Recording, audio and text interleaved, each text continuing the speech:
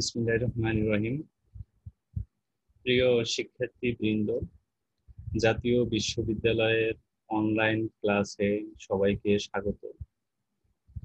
আমি মোহাম্মদ আব্দুর রহমান, প্রভাষক, ইসলামের ইতিহাস ও সংস্কৃতি বিভাগ, পটুয়াখালী সরকারি কলেজ, পটুয়াখালী।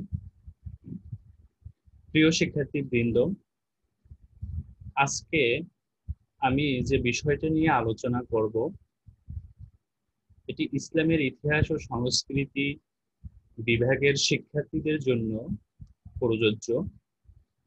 এটি অনার্স দ্বিতীয় বর্ষ, কোর্স কোড হচ্ছে 22-1601 এবং কোর্সের শিরোনাম ভারতীয় মুসলমানদের ইতিহাস।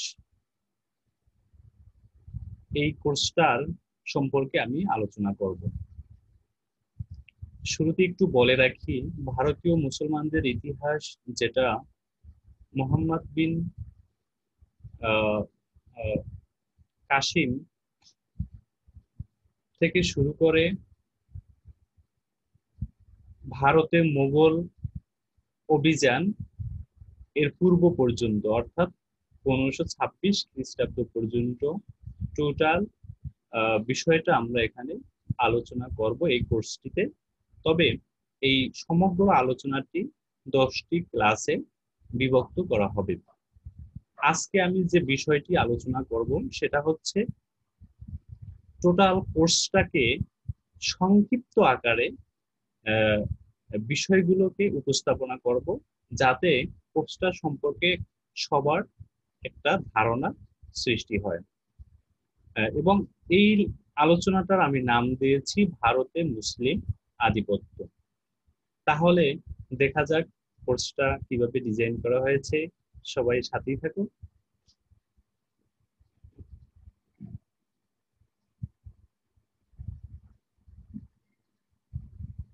আমরা এই কোর্সটি পড়তে গেলে বা জানতে গেলে আমাদের যে সকল গ্রন্থগুলো আমাদের সহায়ক ভূমিকা পালন করে, সে গ্রন্থগুলো হচ্ছে ভারতে মুসলিম রাজত্বের ইতিহাস, ভারতীয় উপমহাদেশে মুসলিম শাসন, Oxford history of India, medieval India under Mohammedan rule. এই সব গ্রন্থগুলো আমাদের পড়তে গেলে এই কোর্সটা সহজ হবে, এই বইগুলো যদি আমাদের সংগ্রহ থাকে। যাই হোক, আজকে যে আমার আলোচনার বিষয় সেটি হচ্ছে ভারতের মুসলিম আধিপত্য। প্রিয় শিক্ষার্থীবৃন্দ, ভারতীয় উপমহাদেশের রাজনৈতিক, সামাজিক, সাংস্কৃতিক জগতে মুসলিম শাসন, সভ্যতা ও সংস্কৃতির প্রবেশ ঘটে 8ম শতাব্দীর শুরুর দিকে। এবং কেন এই মুসলিম শাসন, সভ্যতা, সংস্কৃতির প্রবেশ ঘটে তার তার সংক্ষিপ্ত কারণ যদি আমরা আলোচনা করি, সেটি হচ্ছে ভারতের রাজনৈতিক অনৈক্য, ভারতীয় সমাজ ব্যবস্থায় জাতিভেদ ও বর্ণভেদ প্রথা এবং আরবীয় মুসলমানদের ধর্ম প্রচার, নানাবিধ কারণে উপমহাদেশে মুসলমানদের আগমন ঘটে।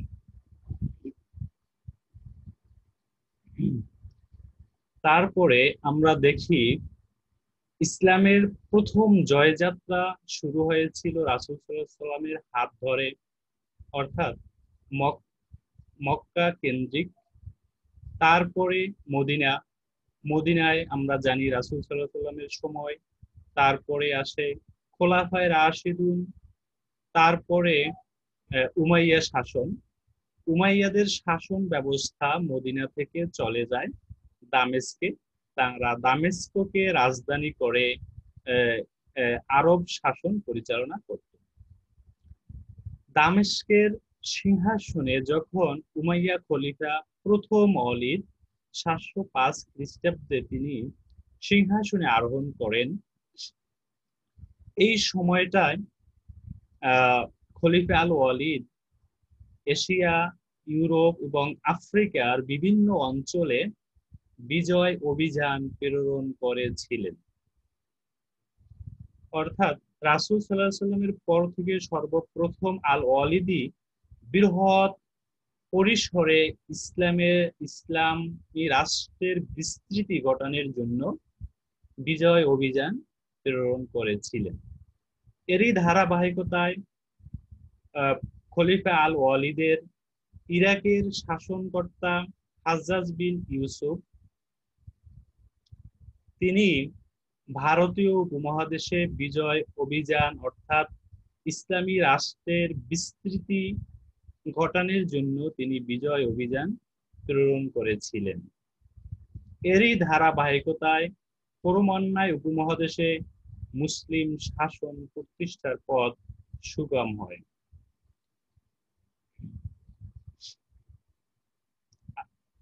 আমি মুঘল শাসনের পূর্ব পর্যন্ত ভারতে বিজয় অভিযান সমূহ এবং যে সকল শাসকগণ ভারতে মুসলিম শাসন ব্যবস্থা পরিচালনা করেছেন তা এক নজরে আজকের লেকচারটিতে আমি উপস্থাপনা করব, যাতে এই কোর্সটা সম্পর্কে তোমাদের একটা সাম্যক ধারণা সৃষ্টি হয়। তাহলে ভারতে বিজয় অভিযানের শুরুতে যদি আমরা দেখি, ভারতীয় উপমহাদেশে মুসলিম আরব অভিযান যে শুরু হয়েছিল, তার প্রথম দিকে আমরা যদি একটু লক্ষ্য করি, সেটা দেখব ইরাকের গভর্নর হাজ্জাজ বিন ইউসুফের নেতৃত্বে অভিযান প্রেরণ হয়। প্রথম অভিযান যে প্রেরণ করেছিলেন হাজ্জাজ বিন ইউসুফ, ওবায়দুল্লাহ এবং বুদাইলের নেতৃত্বে, সেই অভিযানটি ব্যর্থ হয়েছিল। আর হাজ্জাজ বিন ইউসুফের ভারত উপমহাদেশে তার অভিযান প্রেরণের মূল উদ্দেশ্য ছিল হাজ্জাজের সম্প্রসারণ নীতি এবং ইরাকের যেসব বিদ্রোহী, ইরাকের বিভিন্ন বিদ্রোহীগণ ভারতে আশ্রয় গ্রহণ করেছিলেন। তখন ভারতের যে সিন্ধু রাজ্য, তার শাসনকর্তা ছিল রাজা দাহির, তিনি ইরাকের এই বিদ্রোহীদেরকে আশ্রয় দিয়েছিলেন, যার ফলে স্বাভাবিকভাবে ইরাকের শাসনকর্তা হাজ্জাজ দাহিরের প্রতি ক্ষুব্ধ ছিলেন। এরপরে আমরা অন্য যে একটা কারণ জানতে পারি, সেটা হচ্ছে সিংহলের রাজা,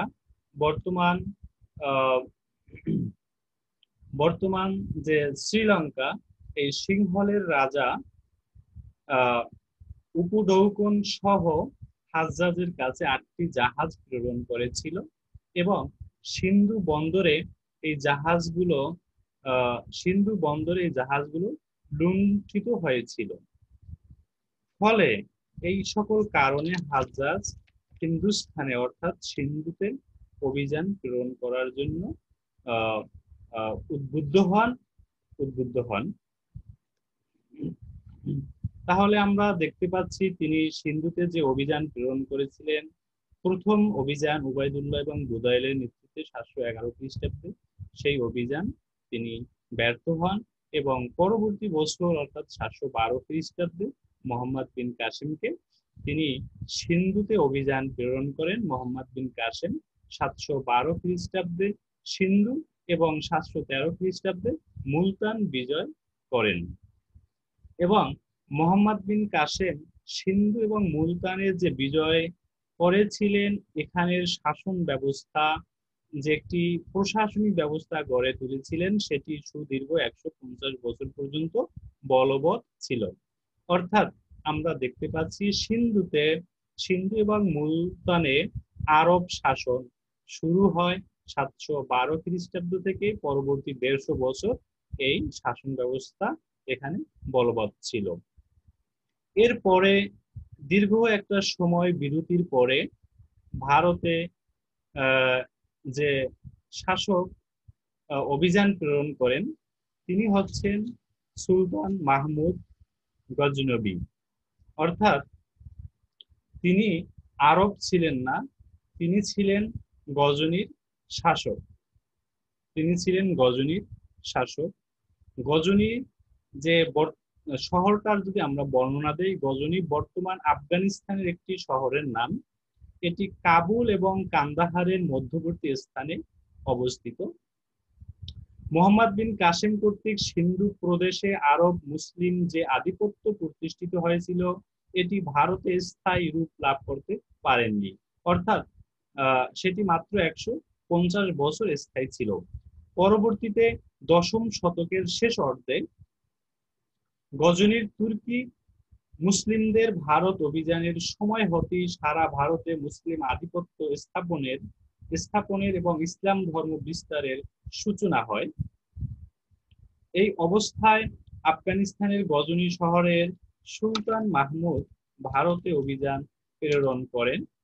সুলতান মাহমুদ মূলত গজনিকে গজনিকে তার ক্ষমতার কেন্দ্রবিন্দু করে ভারতে তিনি 17টি অভিযান প্রেরণ করেছিলেন। অর্থাৎ তিনি 1000 সাল থেকে 1027 সাল পর্যন্ত তিনি 17টি অভিযান প্রেরণ করেছিলেন। তবে তিনি ভারতে স্থায়ী শাসন ব্যবস্থা গড়ে তুলেননি। তিনি প্রতিটি অভিযানে তিনি আসতেন, অভিযান পরিচালনা করতেন এবং ধন সম্পদ নিয়ে তিনি আবার গজনিতে ফিরে যেতেন। আমরা দেখতে পাই পাঞ্জাব, সিন্ধু এবং মুলতান ব্যতীত ভারতের কোনো অঞ্চলে তিনি স্থায়ী কর্তৃত্ব প্রতিষ্ঠা করেননি। তিনি বারবার ভারতে অভিযান প্রেরণ করেন, প্রচুর ধন সম্পত্তি আহরণ করে তিনি গজনিতে নিয়ে যান এবং গজনি শহরের সিঁড়ি বৃদ্ধি করেছেন। তাহলে আমরা দেখতে পেলাম যে প্রথম যে আরব শাসন, অর্থাৎ 712 থেকে শুরু হয়ে পরবর্তী 150 বছর পর্যন্ত এই সিন্ধুতে আরব শাসন ছিল।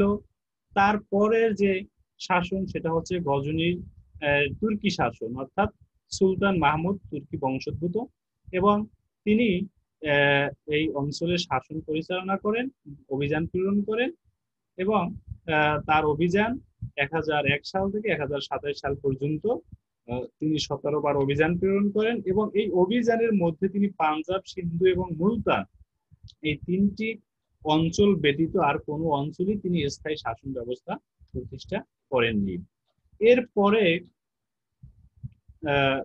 ভারত উপমহাদেশে যিনি শাসন অভিযান প্রেরণ করেন, বিজয় অভিযান প্রেরণ করেন, তিনি হচ্ছেন মইজুদ্দিন মোহাম্মদ ঘুরি। তিনি আমরা যদি মইজুদ্দিন মোহাম্মদ ঘুরির পরিচয় সম্পর্কে একটু জানি, ঘুর রাজ্য গজনি এবং হিরাট মধ্যবর্তী স্থানের নাম। আমরা আগে বলেছি গজনি শহরটি আফগানিস্তানের অন্তর্ভুক্ত।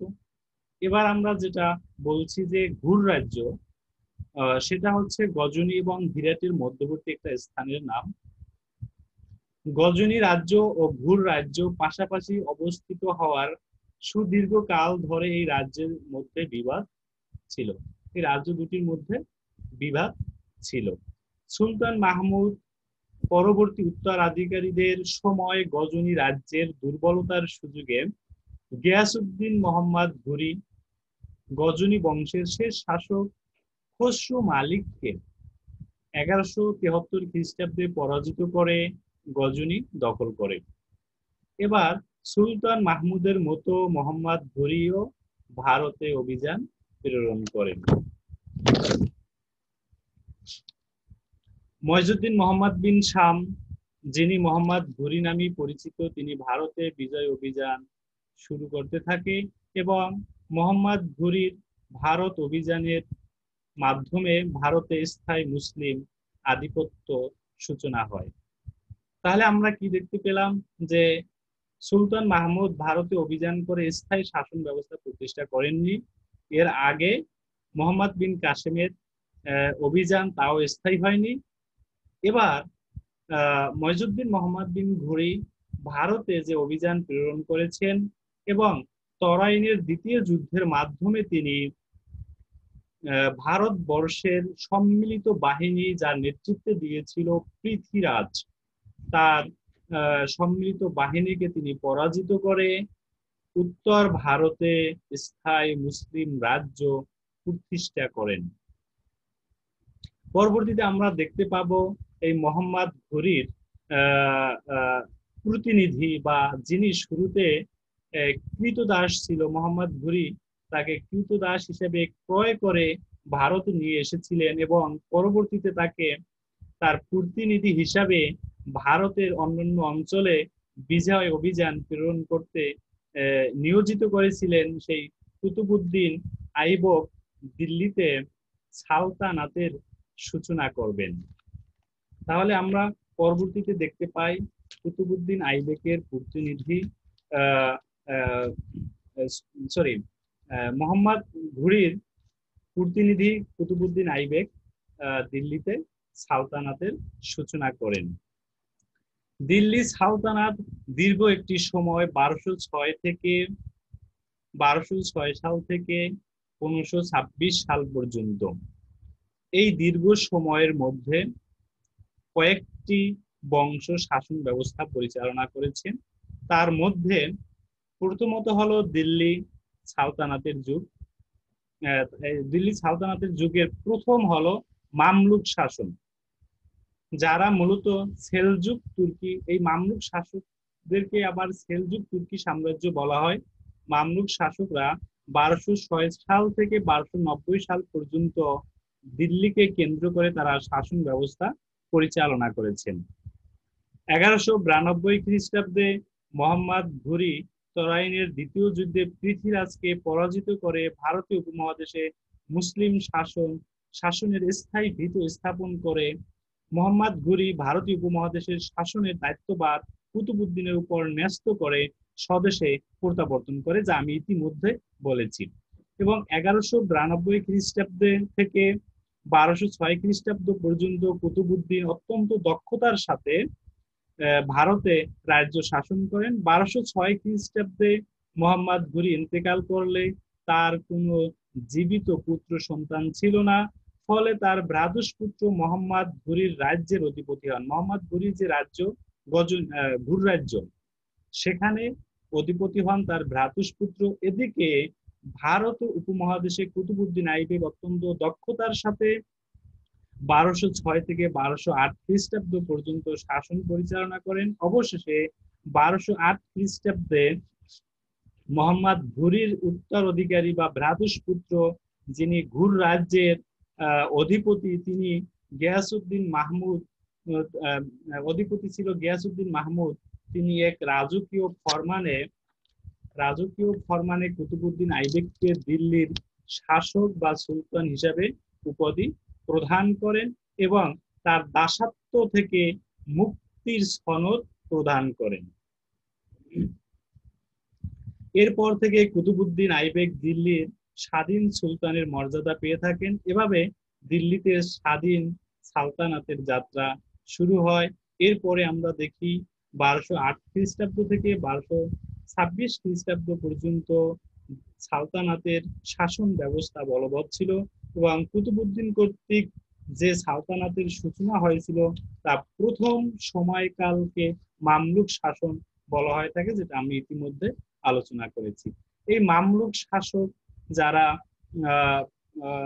যিনি সর্বশেষ এই মামলুক শাসক ছিল সুলতান কাইমুরস। মামলুক শাসক বংশের 11 জন শাসক দীর্ঘ 84 বছর পর্যন্ত শাসন কার্য পরিচালনা করেন। মামলুকদের পরে দিল্লি সালতানাতে যারা শাসন পরিচালনা করেন তারা হচ্ছে খলজি বংশ। খলজিরা একাদশ শুরুর দিকে তুর্কিস্তান থেকে আফগানিস্তানের হেলমান্দ উপত্যকা এবং লাগামের মধ্যবর্তী অঞ্চল গরমশির নামক স্থান থেকে দিল্লিতে আগমন করেন এবং এই খলজি বংশের প্রতিষ্ঠাতা ছিল জালালউদ্দিন ফিরোজ খলজি। এই জালালউদ্দিন ফিরোজ খলজিকে মামলুক সুলতান কায়কোবাদ সেনাবাহিনীর প্রধান হিসেবে নিয়োগ করেছিলেন এবং প্রথম সুলতান ছিলেন জালালউদ্দিন ফিরোজ, যিনি 1290 থেকে 1260 খ্রিস্টাব্দ পর্যন্ত শাসন পরিচালনা করেছিলেন। খলজি বংশের সর্বমোট 5 জন শাসক দীর্ঘ 30 বছর পর্যন্ত শাসন করেছিলেন। আর এই খলজি বংশ সম্পর্কে যদি একটু বলি, তারা ছিল তুর্কি আফগান মিশ্রিত একটি জাতি।